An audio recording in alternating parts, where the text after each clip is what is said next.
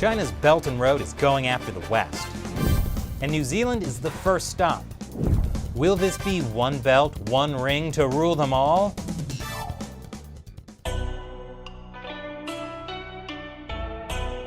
Welcome to China Uncensored. I'm Chris Chappell.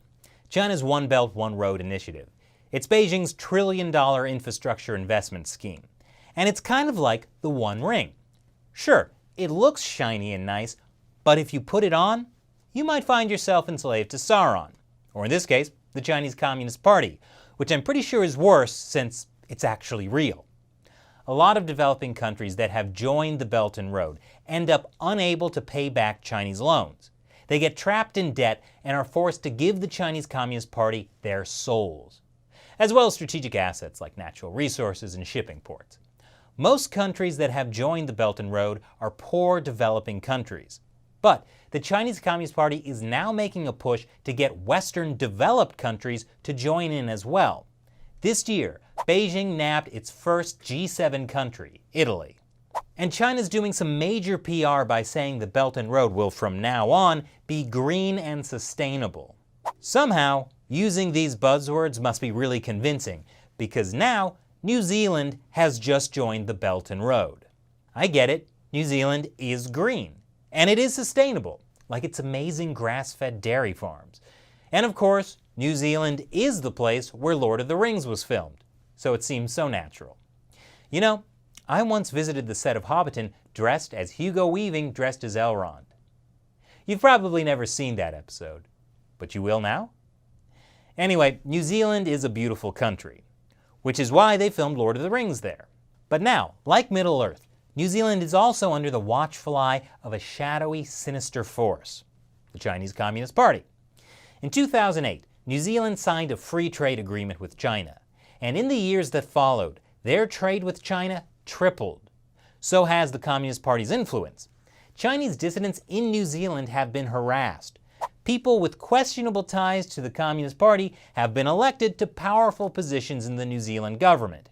And people who have criticized this have been threatened, like Professor Anne-Marie Brady, who reported that her home was broken into, her car was being tampered with, and she was the recipient of threats through the post and via phone.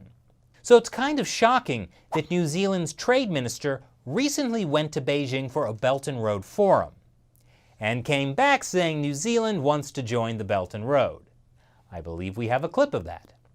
Against the power of Mordor, there can be no victory. Oops, wrong clip. What the New Zealand Trade Minister actually said was, "It seems more likely that we can find a win-win situation with China." And if you believe that, I've got a shiny new ring of power to give you. What the Trade Minister said is in a way even more disturbing, because win-win is exactly the phrase Chinese leader Xi Jinping uses to describe the Belt and Road. And anyone who's been paying attention should know that win-win just means the Chinese regime wins either way. It means the country either pays back their loans with interest, or China takes their strategic assets instead. Of course, a lot of developing countries feel like they have no real choice, that it's either Chinese investment or no investment at all. But is New Zealand really in that same position? Actually, the previous New Zealand government had originally signed a Belt and Road agreement in 2017. But it never really went anywhere because there were concerns over having too much Chinese influence in the country. So how does the current New Zealand Prime Minister Jacinda Ardern feel about it? I mean, I know I would be a little concerned if my trade minister went to a country that was actively trying to undermine mine and came back spouting propaganda slogans. Well, after the trade minister's return, Ardern said, "The fact that we've taken a little pause as we've worked to really flesh out that arrangement has been no bad thing because Belt and Road has really evolved." Oh yes, it's evolved so much. I mean, it's now green and sustainable. And when has the Chinese Communist Party ever lied? Actually, never mind, we don't have time to go through that list. Incidentally, Prime Minister Ardern's Labour Party has accepted donations that may be linked to the Communist Party. But don't worry, because the opposition National Party has also been accused of hiding political donations that are possibly linked to the Chinese Communist Party. The Communist Party knows how to cover all of its bases. So far, there have not been any concrete investment plans for New Zealand. That's because New Zealand is not like most of the developing countries that have joined the Belt and Road. New Zealand doesn't need massive infrastructure investment. But New Zealand's finance minister feels New Zealand has a lot to offer China, specifically greening the Belt and Road, or helping address some of the issues around transparency, or whether it's using our regulatory systems, which are amongst the best in the world. Yes, China is the perpetual bad boy. The United States, Canada, Australia, they never really understood China, but New Zealand does. New Zealand will be the one to make China change. But there's also the pressure of missing the boat. The idea that if New Zealand doesn't join up now, China will take its big economy to another country, one more willing to put out. Now, New Zealand security agencies have been saying they're concerned about foreign interference from China, particularly in the case of Huawei, a Chinese company that the US has said poses a national security risk. And New Zealand security agencies were able to block a New Zealand telecom company from using Huawei equipment. But Prime Minister Ardern was quick to say there was no final ban on Huawei. All this has led security experts to question if maybe New Zealand is at risk of turning into a Nazgul. New Zealand is part of the Five Eyes, an intelligence network set up in 1955 between the United States, Canada, the United Kingdom, Australia, and New Zealand. But former CIA China expert Peter Mattis has suggested maybe New Zealand shouldn't be in it anymore because of the level of Chinese Communist Party influence. Australia faces the same issues. The difference is, in New Zealand, the former and current prime ministers don't seem to realize there's a problem.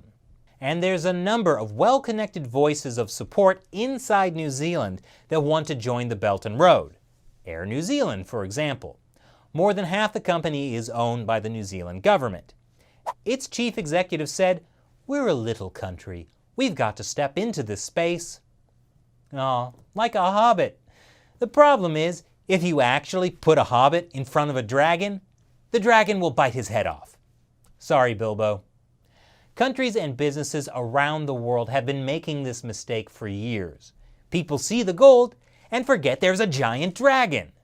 So how has China trade worked out so far for Air New Zealand? Over the 13 years it's been in China, Air New Zealand has lost $100 million. That's because the Chinese government gives preference to Chinese airlines. But surely just because this is the same story that happens again and again, doesn't mean tomorrow won't be different. So hand over the ring. What do you think of New Zealand and the Belt and Road? Leave your comments below. And before you go, may I remind you, China Uncensored is not part of the Belt and Road. So instead of getting billions of dollars from the Communist Party, we rely on several thousand small contributions from viewers like you, fans who support us through the crowdfunding website Patreon. And as a way of saying thanks for your support, I'll answer your questions on the show. Today's question comes from Charlie Matsubara. When a CCP panda takes off its cuddly, dim-witted mask to reveal its real face, what animal is behind it? You mean there's something more terrifying than a panda? I shudder even to imagine such a thing. Ugh. But I get what you're saying. What will happen when the world finally realizes that win-win cooperation is a lie? Well, I imagine a lot of people in the West might have to answer some pretty uncomfortable questions about, I don't know, how they helped build those systems of mass surveillance in China, or why they helped censor the Chinese internet, or handed over data to Chinese authorities, or the World Health Organization has been trying so hard to promote China's organ transplant system when Chinese state-run hospitals are killing innocent people for those same organs. And then everyone will realize pandas aren't cuddly. Nope, not cuddly at all. Thanks for your question. And thank you to everyone watching. Even if you can't support the show on Patreon, you can support the show by liking this video, subscribing, and sharing it with your friends and family. Once again, I'm Chris Chappell. Thanks for watching China Uncensored.